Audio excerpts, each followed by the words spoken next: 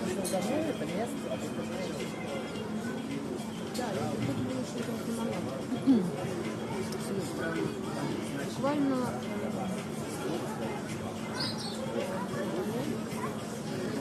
не помню. Она там развивалась, она там жила. Это не мой. Ну, я не знаю, не бежал,